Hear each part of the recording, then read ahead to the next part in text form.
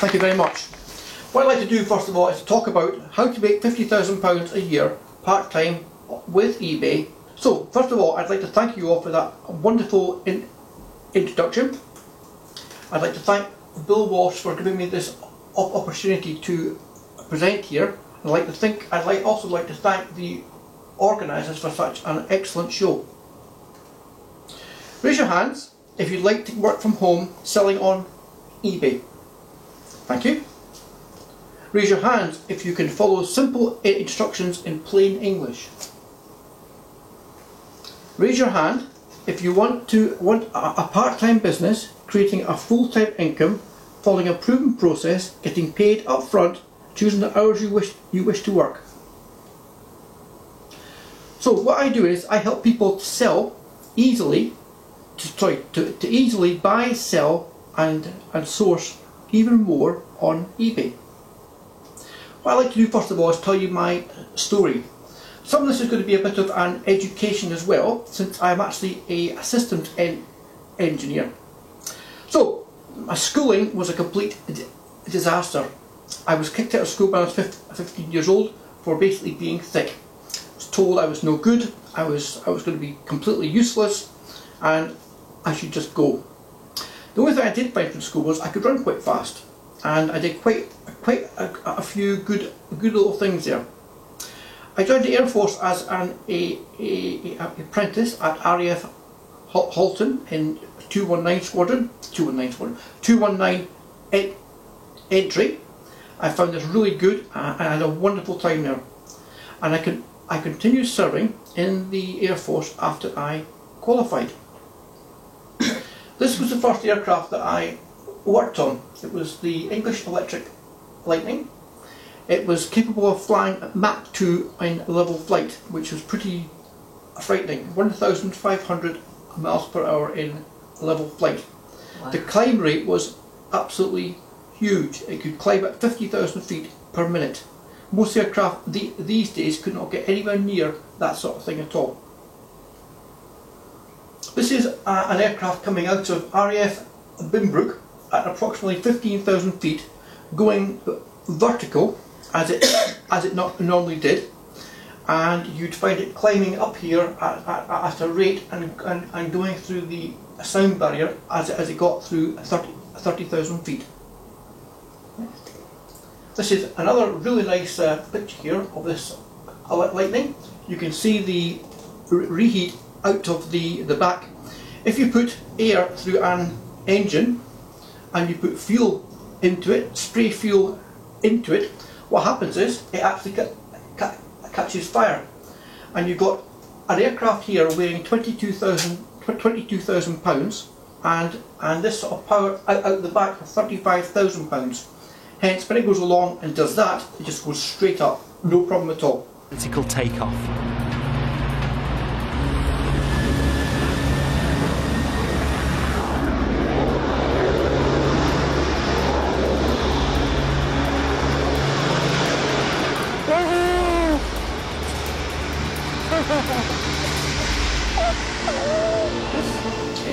From the Lightning, I got moved on to Jaguars. This is a pretty amazing aircraft. It was designed to drop bombs at around about 50 feet, and it will fly across all sorts of terrains, following the terrain very well, looking very good. When it first came out, the engines were not very good, and we used to talk about it being constant noise, variable thrust. Beg your pardon, constant thrust, variable noise. And they were just not good one little bit. The aircraft cockpit, as you can see, is pretty busy. The pilots in here had to work incredibly hard to make the thing actually work properly. I used to look after all the different instruments inside the cockpit, as well as engines, fuel and other things like this, making sure everything worked absolutely spot on. What they also found with this aircraft was the whole thing was so hard for the pilot to actually use. They then began to change things around. So the aircraft that came out after that had two pilots. One sat in the back seat, one sat in the front seat. So they shared the actual workload. As you can see here, the amount of stores that the aircraft can carry is pretty wow. Down here you can see all the bullets that go into the gun that's on the underside of the aircraft. Right, this is the next one for Jaguar at a low level.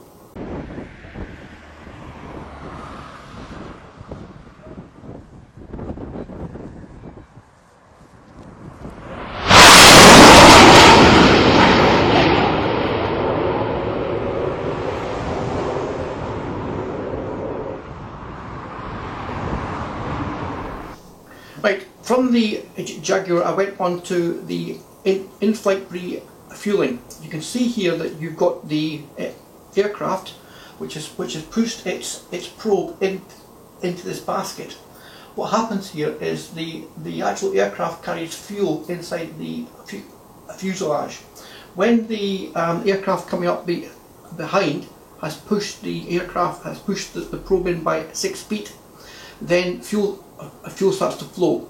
So if you get some sort of mission going on that lasts 3 to 4 to 5 hours, aircraft go up there, they basically stay there and they get looked after by this tanker the whole time and made sure everything looks really, really good. I ran the New York Marathon 4 times. This was an amazing experience. My best time was 2 hours and 30 minutes. I finished around about 200th out of 26,000 people. It was pretty fast, and I found the whole thing really good. I found the whole atmosphere really good as well. If you want to run the New York Marathon, please do so. You can be seen by 5 million people. You can see all the sights of New York, have a really good time, and everybody thinks you're a complete hero. And if you come from England or come from Scotland like I do, and you've got this wonderful accent like I have here, then you'll find people will just take to you and they will love you so much. I came back from the marathon, and I went to school, and I went to Dundee Institute of Technology. I did an honours degree in electricity and electronics. I finished up with an upper second class.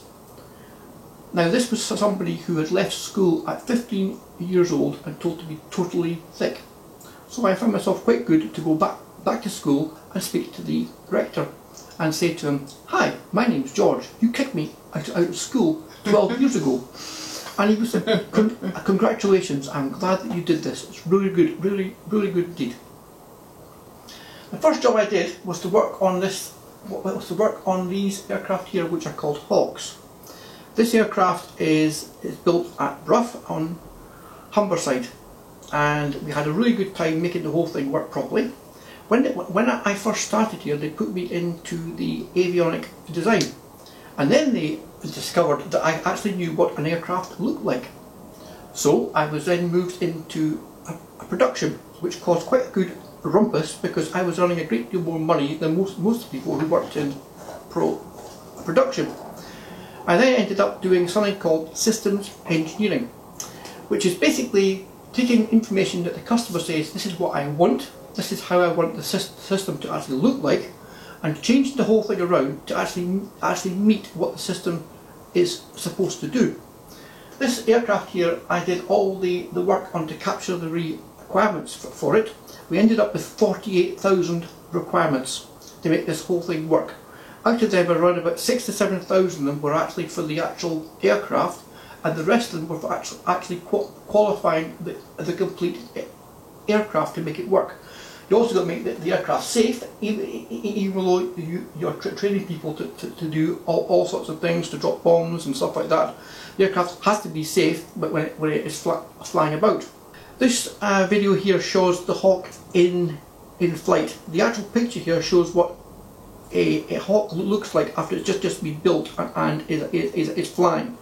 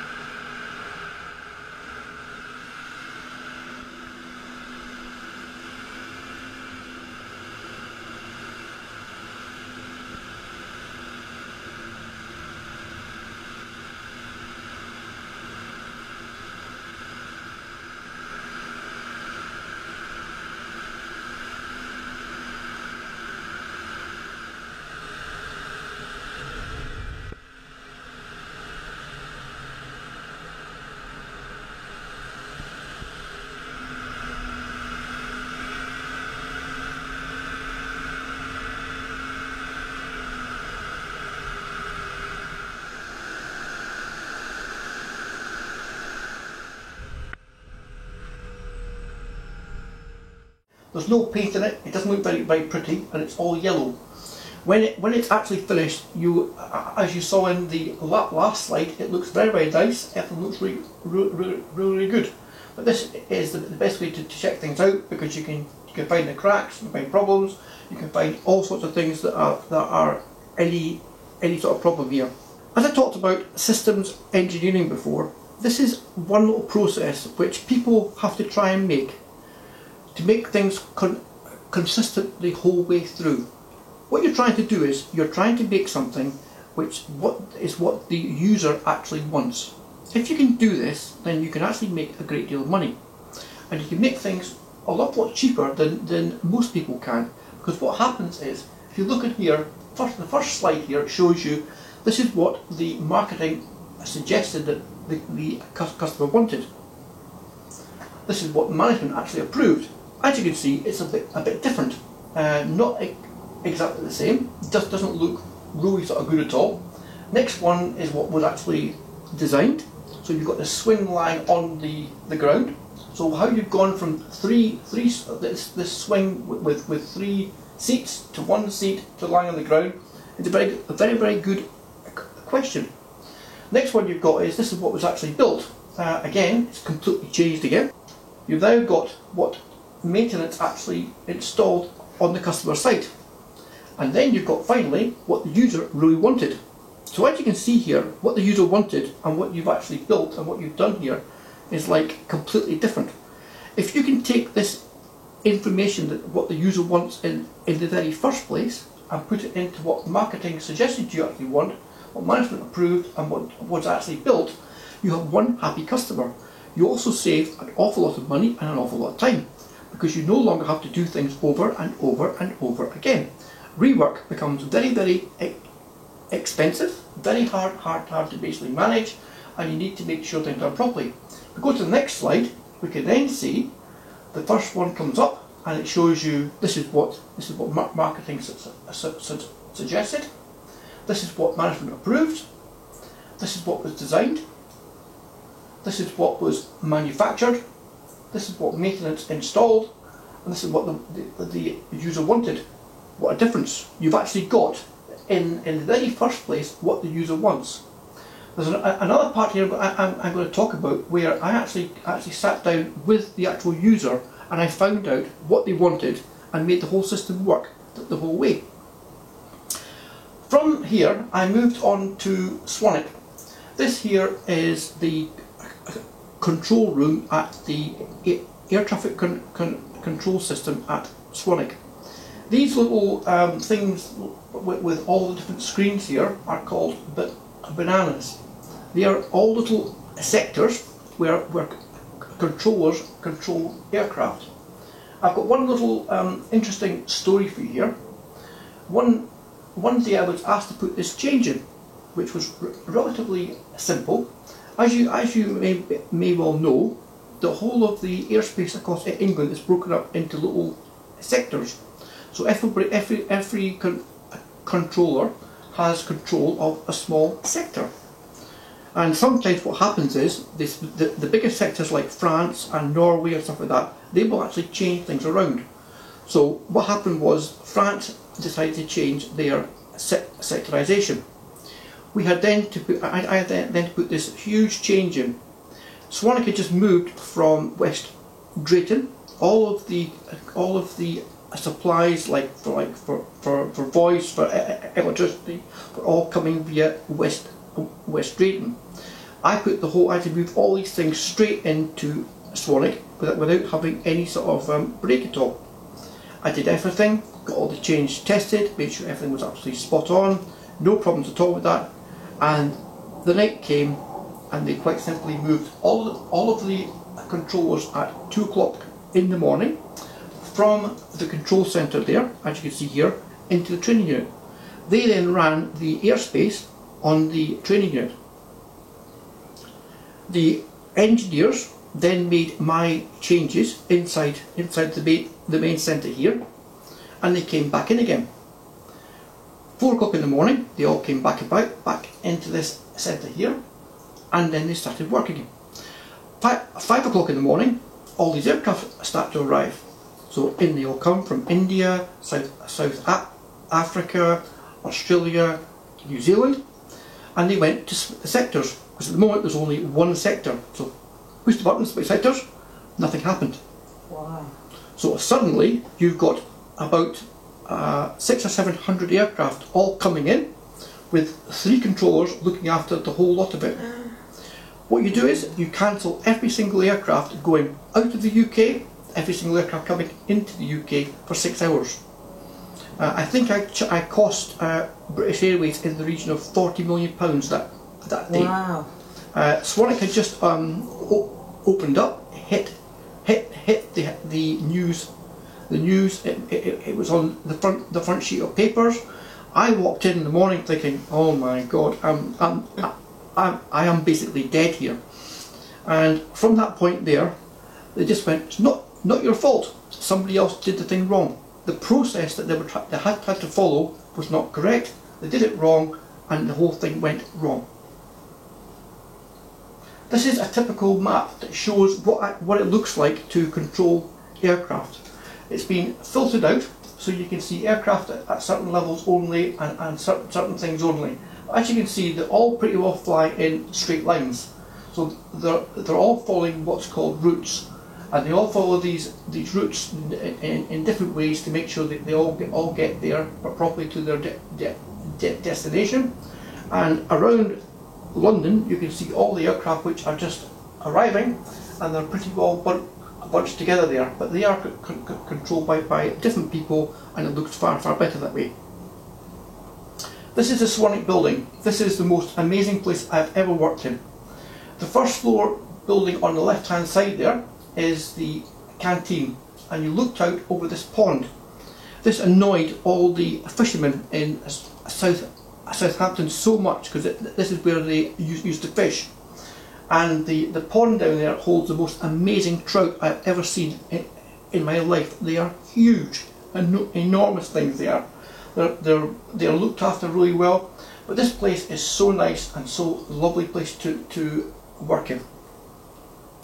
From there I went on to the aircraft carriers which have just been launched. The first one has been launched at Rosyth, I think in the last sort of 4 or 5 weeks or so. I put 4 systems into there for Harrier, Sea King, Merlin and visiting aircraft.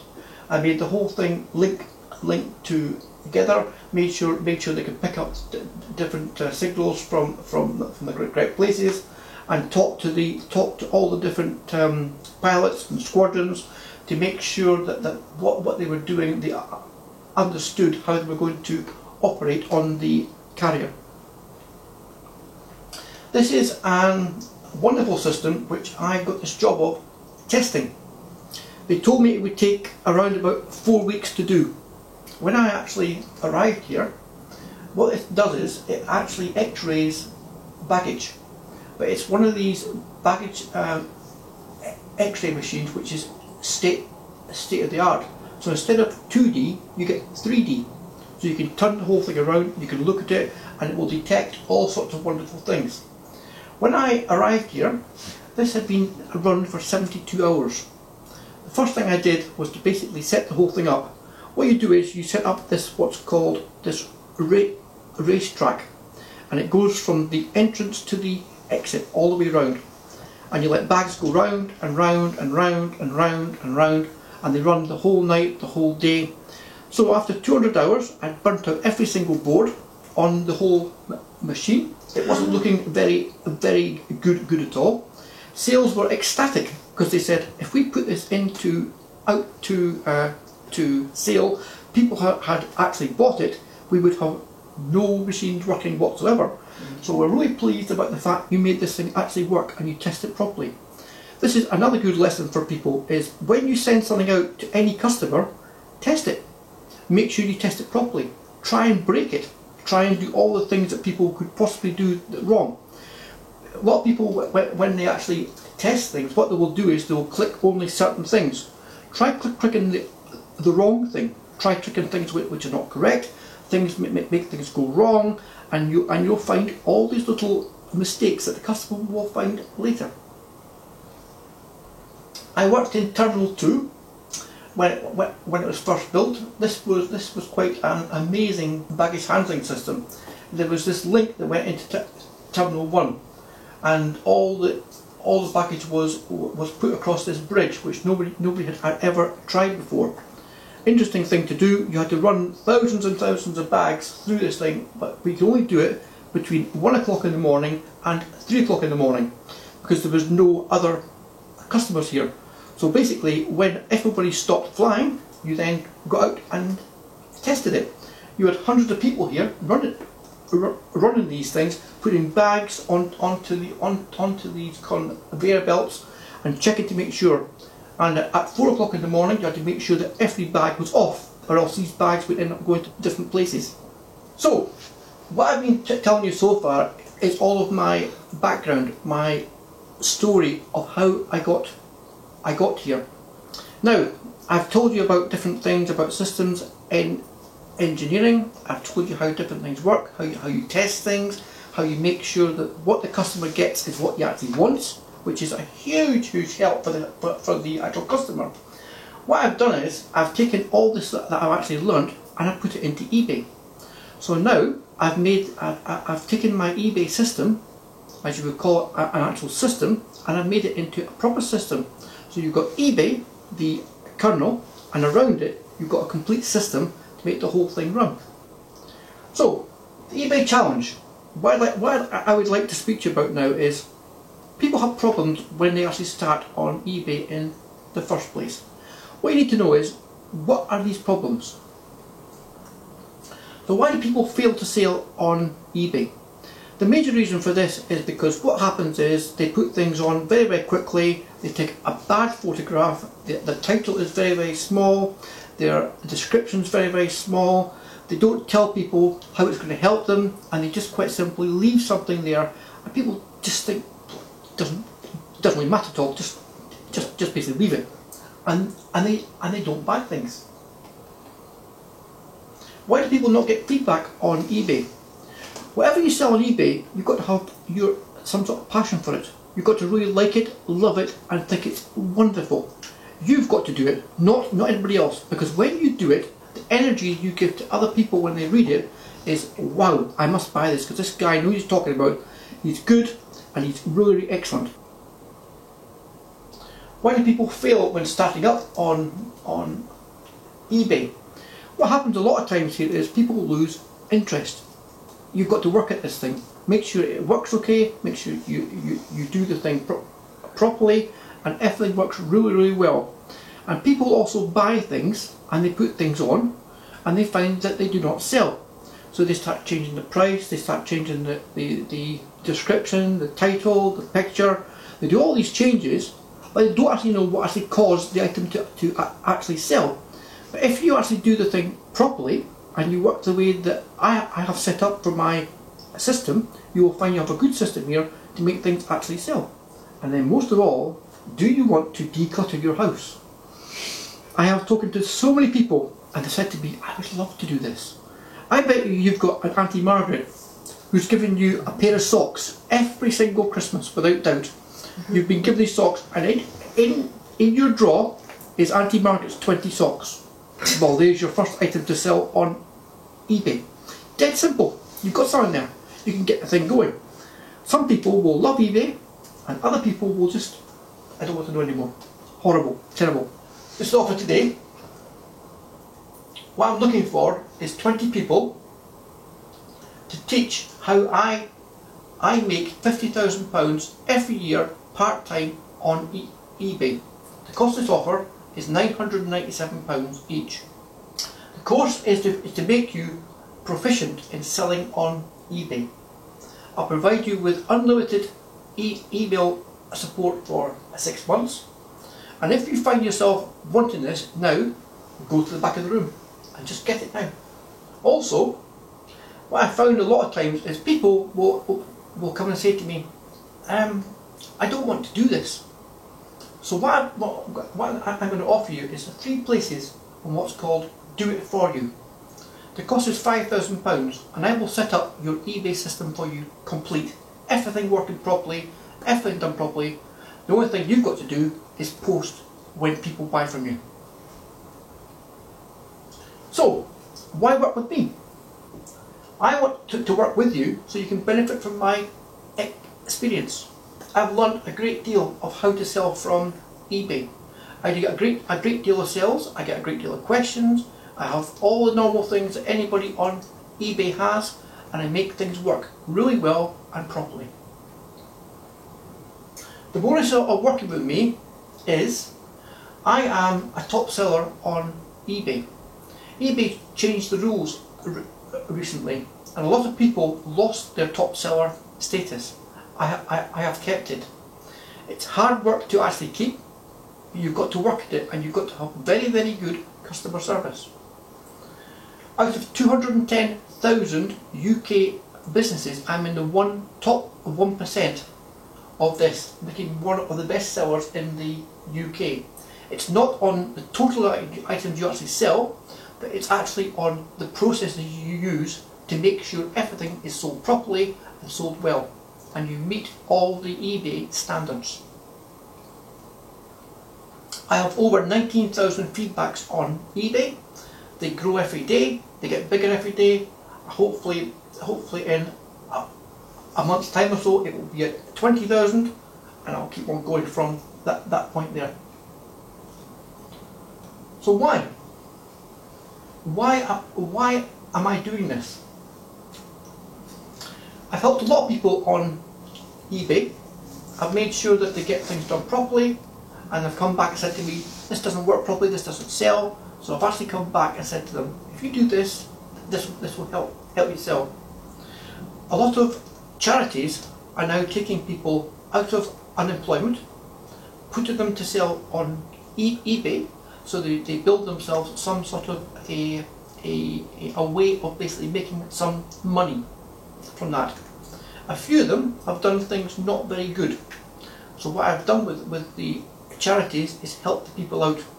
I can't actually do very much to actually help the actual person, but what I can do is talk to eBay, give them advice in the first place of what to actually do, and make sure things are done properly for them.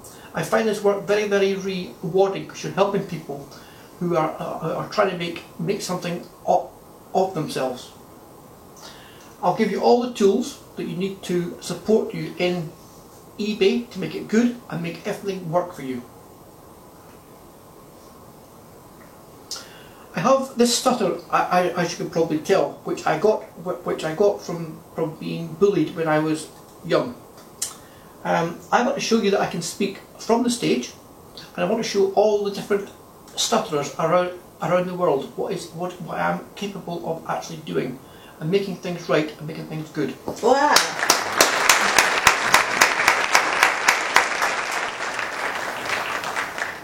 So, this is really my eBay story now. This is where the whole thing actually came from.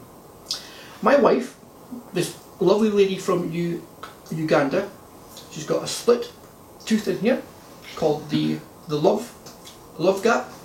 Really nice lady, but boy, don't cross her. It's really bad it can be. So one day I was summoned. We need a new kitchen. Do it. I've got no choice basically. As you know, doting husband, you've got to do it. No choice. So I basically did it. I got the kitchen in, I ripped the old kitchen out, the new kitchen went in.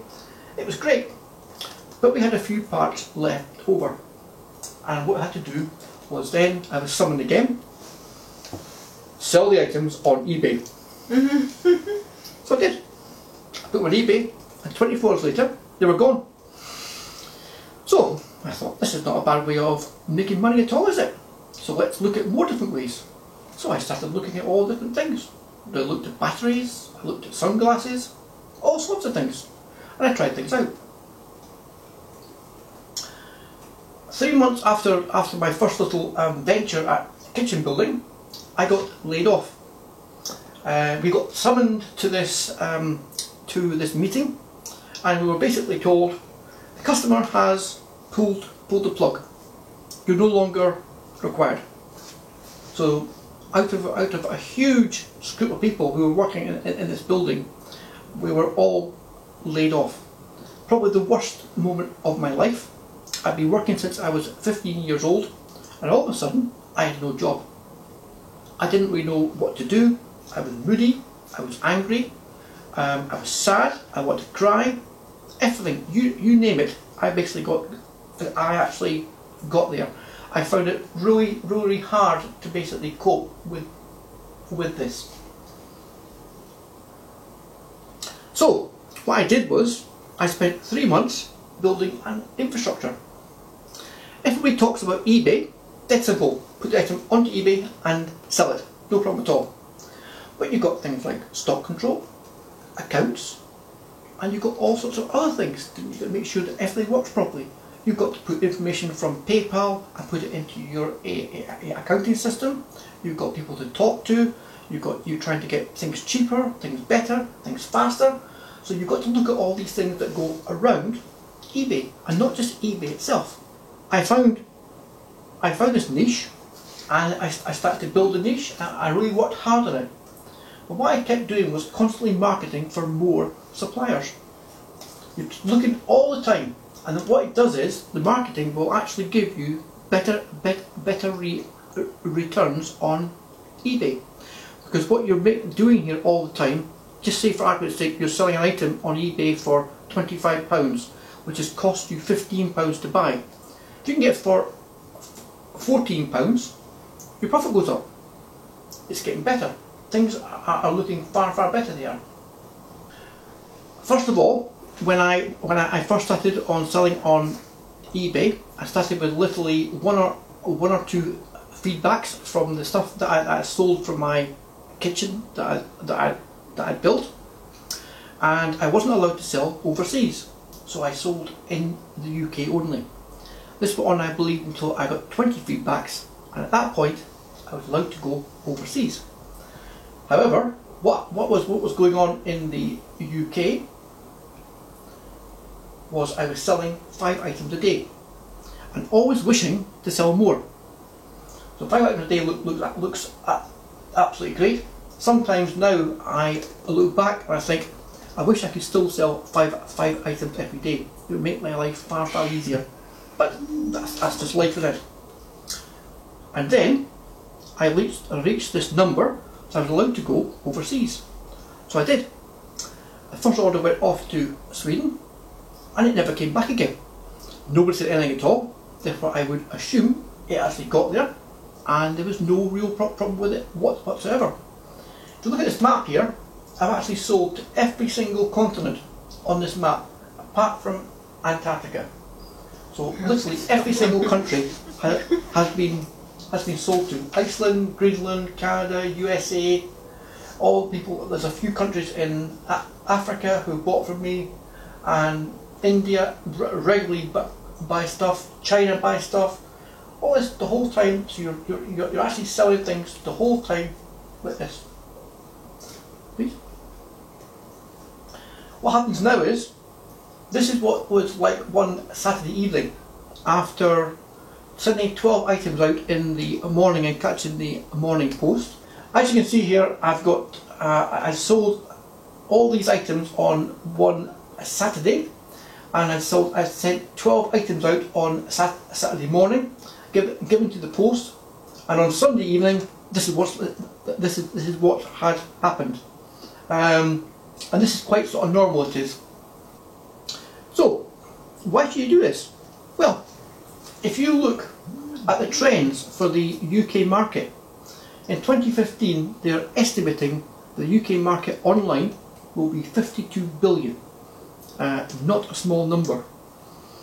This is why shops are actually shutting and things are being shut down, because of these sort of numbers. And if you look on the worldwide market, it goes to 26 trillion, which is an enormous number. People were buying things. We're selling things to Australia, to New Zealand, to Canada, to the USA regularly, and people are buying things and they come back ecstatic the whole time, because they're getting their item very quickly, and we're looking after them the best that we possibly can. So, do you want to be part of this revolution? This person does, doesn't she? She's very happy, isn't she? Now, if she can do it, and the young can do it, you can do it. It's no problem at all. You can make the whole thing work really, really well. People like this, I get people getting in touch with me and saying, could you help me sell on eBay please? Young and old. Works both ways. So, you need to build your business online part-time. The reason for this, quite simply, is if you did it full-time and you're working and you've got a mortgage and you've got things to pay for and everything else like that, what you've got to be able to do is you've got to be able to live. So what you do is you split your time up and you make sure that you buy stuff, you sell stuff first of all, and you're working as well. So you've got this balanced thing going on while your sales start to grow and grow and grow and grow. You're still working away quite happily, and you're making things part-time, and it's growing, getting better and better all the time. You've got two incomes, one from eBay and one from your work. So you can reduce the risk. If you have a problem with eBay with some sort of problems where you have bad stock or something like that, you can use your income that you've got to supplement what you've got there. If you get extra money you need to spend because you've done something, you can take money from your eBay account and use it to basically pay for things that way. It works out both ways. Your full-time employment should fund your everyday expenses like your mortgage, your rent, your rates, and all things like that. So it becomes really good and really easy to basically run this thing. And imagine that you get to a point where you're running eBay on a full-time basis. So in the morning, instead of having this 2-hour commute on the train, on the bus and everything else like that, you quite simply walk from your bedroom to the bathroom to your laptop. It becomes a 30-second commute. No hassle, no messing about, dead simple, no problems at all. And you discover you've got an inbox full of orders. People have paid for them, and all you do is send them out. Done. Life is dead simple, like this. Now, I've talked about it before about having to love your niche. What happens is, if I said to you all, okay, I'm going to tell you to go out and buy widgets. I've talked before about having to love your niche. This is something you've got to do. Now, for argument's sake, let's say that I said to the whole audience, if you sold widgets at £25 each, you would sell hundreds of them. So you all go out and you all buy widgets.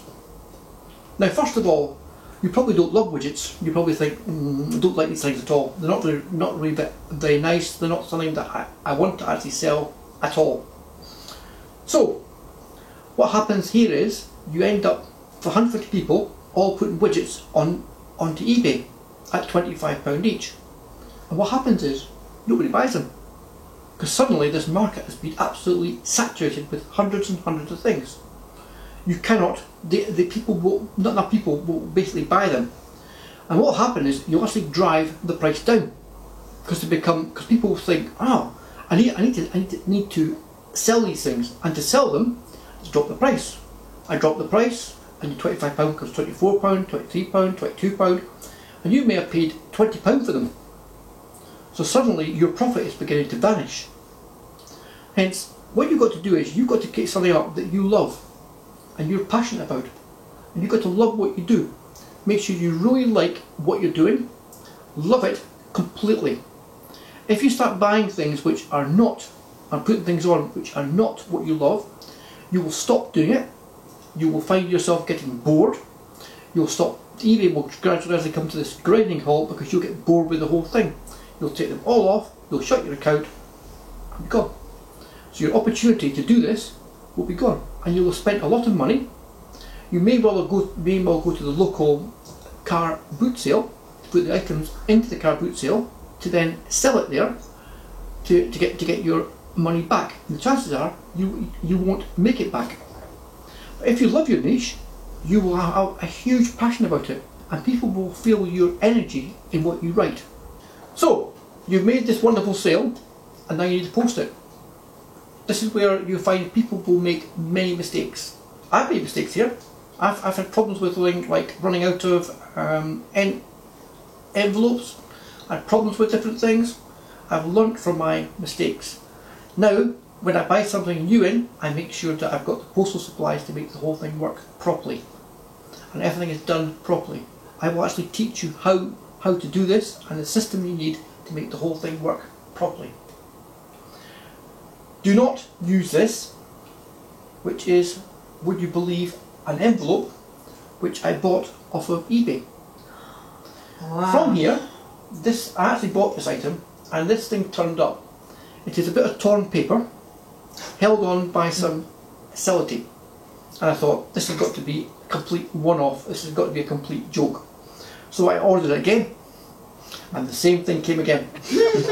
I was quite amused about the whole thing, and this taught me one of the things that people do is, as soon as you get your item in, the first thing they do is they look at it and they think wow or yuck. And if they think yuck, yeah, that's you're going to get no feedback or negative feedback or neutral feedback. But if you get something like, next slide, this, you're going to go, I like this is wonderful, I love this. Now, what I used to do was I used to put on the stamp, which is the top part. Underneath on the bottom left is the fragile handle with care, which I used to get free from Royal Mail. It's great to get it free from Royal Mail. On the right hand side is the return address. So what I've done is I put the thing into one single stamp. So instead of going stamp, thump, thump, thump, thump, thump, I now go one spiel, put it on. It's done. It's dead simple. And to me it's great. I've actually made the thing bigger, which now is far more easier to actually see, and less of them get lost. People use a lot of second-class post on eBay. Now, the big disadvantage of this is the fact is that you're going to get things after 3 to 4 days. When people buy something, they want it now. That's why Amazon have put a lot of money into delivering things the same day or next day. Because people go out, they buy something, they want something very quickly, they want it done now, and if you get it to them quickly, it's great. For instance, I will often get orders coming in at 3 o'clock in the afternoon. If I can, I will wrap them, get them to the post office by 5 o'clock, they're gone, they get them the next day, and you've got one ecstatic customer. You've got wonderful feedback, people love it, because they're getting the item really quickly. This is great. Then you've also got a problem where you get something expensive, send it tracked. If it's tracked, then it shouldn't get lost. You should be okay with it. So I want to do 3 case studies here. The first one is removing negative feedback. No matter who you are or what you are, you're always going to get some sort of negative feedback. Someone's always going to give it to you in some sort of way. It happens. It's just the way that people basically are. I have developed this process of how to take negative feedback off. I can show you as part of my course how to actually do it. But all you're basically doing is you're setting the whole thing up so when people look at your feedback, they see this thing on the first page with a big red blotch saying negative, and what they see is the way you do it is you make things look as if you're completely organised. And because you're completely organised, more people buy from you. They can see the reason that what you're doing, they can see why you're doing it, and what you're trying to do. If you wrote under the negative feedback, I hate this buyer, complete prat, they would turn around and think, not buying from them, they're complete idiots. But if you do something well and do it structured and do it well, I've also got methods of how to follow up with the actual negative feedback, and from that you can get the negative feedback taken off either through eBay, customer support, or through the customer themselves. This was a 2 months experience which I would not like to ever do again. I started to get emails from customers in Australia. Where's my item? And after about 10 of these, I thought, first of all, just normal like this. After about 10 of them, and I started to think, this is not quite right here. So I started to contact eBay and saying, is there something wrong with Australia at all? No, nothing, fine, there's no problem at all there, it's fine. So I contacted Royal Mail and they said, no, there's no problem at all there, everything's absolutely fine. And I kept phoning up every day saying, why am I getting all these emails? And no, there's no problems, everything's absolutely fine, no problems at all, it's all fine. And then I got a customer in Australia wrote to me, said to me, why has my order been via Austria? Pardon? And I said, why do you know this? It's stamped Austria. Okay, so they sent me this photograph of it, and I contacted Royal Mail again and asked them why all their orders were going via Austria instead of going straight to Australia. Oh, they said, British Airways have taken on new staff, right? And they can't speak English. So they've sent everything to Austria by mistake for 2 months. Oh. I think I processed in the region of 300 emails. I was not given any compensation because they said to me, you got them within the 28 days. Therefore, it does not matter. Can you imagine the hassle that went through trying to cope with this? It was quite interesting. Feedback extortion. This is something which is I had a very interesting experience very early in my eBay career. I sent off a whole lot of items to somebody and they wrote back to me and said, I got a problem with this item. And I wrote back and said to them, well, could you please post it back to me? Oh yes, that's no problem at all. I shall just do that. But then they said, actually I can't do it at all because I'm actually disabled and I can't get out of bed. Okay, so being a kind-hearted person, I sent another item to them. And 2 weeks later, I got an email back that said, unless you give us our money back, I'm going to give you all negative feedback for all your items. What? Well, this person obviously had this miraculous recovery and they were able to get out of bed and they obviously could do things really, really well. But what it did was, it taught me a huge lesson. In that whenever anybody claims something, ask for a photograph. Anybody who does any of this, I always ask for a photograph of the envelope and of the item. And part of my courses I'll actually show you what you get back. Some of them are quite interesting. They are. Some things that people claim are pretty amazing things to basically see.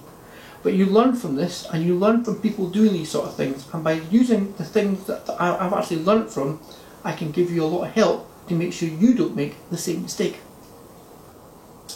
Now as you see here, you've got a fair bit of choice.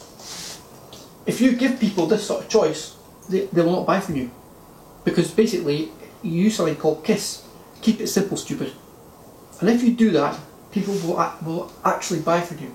If you give this sort of choice to people, they just will walk away from you. Don't want to know.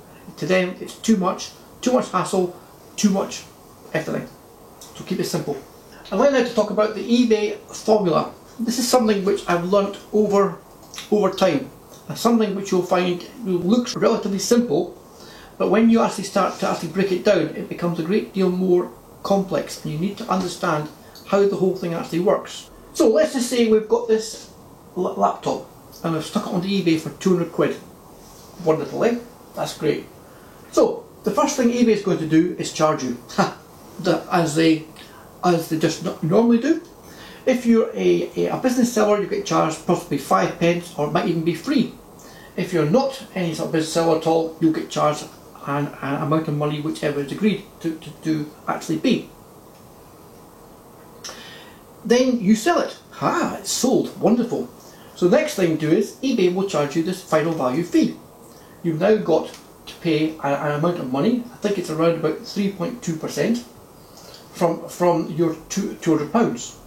And then, because at the moment eBay owns PayPal, and PayPal take their cut as well. Then you've got the next part, which is the postal costs. You've got to post it. Then you've got your postal supplies. You've got to buy your bubble wrap, you've got to buy your envelopes, you've got to buy your tape, anything else you need to go with, you've got stamps to put onto it, you've got all sorts of things to basically look at here and make sure you've got everything right. Then, believe it or not, you'll make mistakes. No matter what you do, something will go wrong and you will make some sort of mistake. And then you've got fraud. Someone's going to try and say, I haven't got my item, you only sent one of them in instead of two, it'll cost her, and you'll have to give refunds.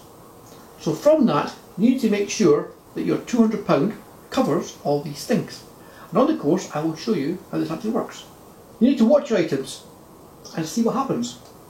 It gets quite interesting, because you then need to go of number of views. You can see how many people have actually looked at it. If you run your things the way that I run it, I've got items in there which have got something like 4,500 views. I've got items which eBay have put onto Facebook, got 4.5 million likes. And you'll get a number of questions from people. People will ask you things about your item. If you've got no passion for it, you won't know the answer.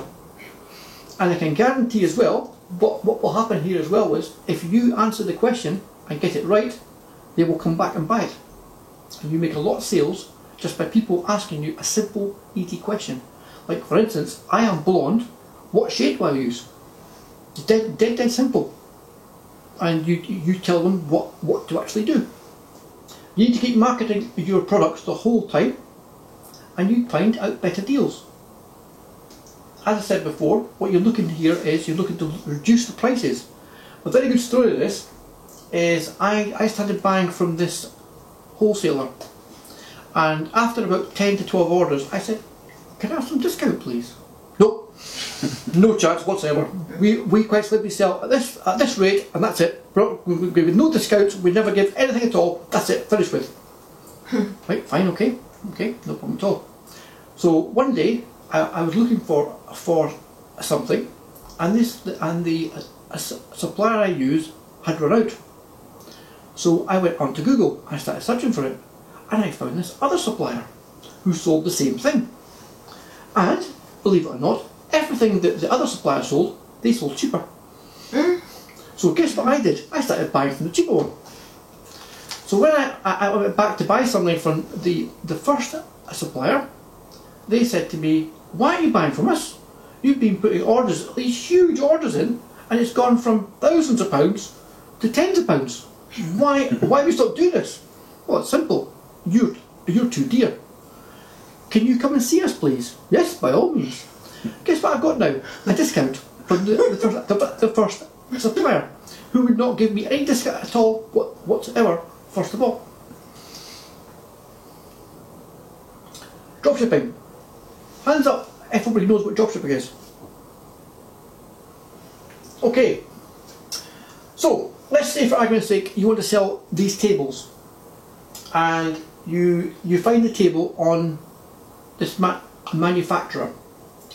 So you decide you're going to sell this table on eBay.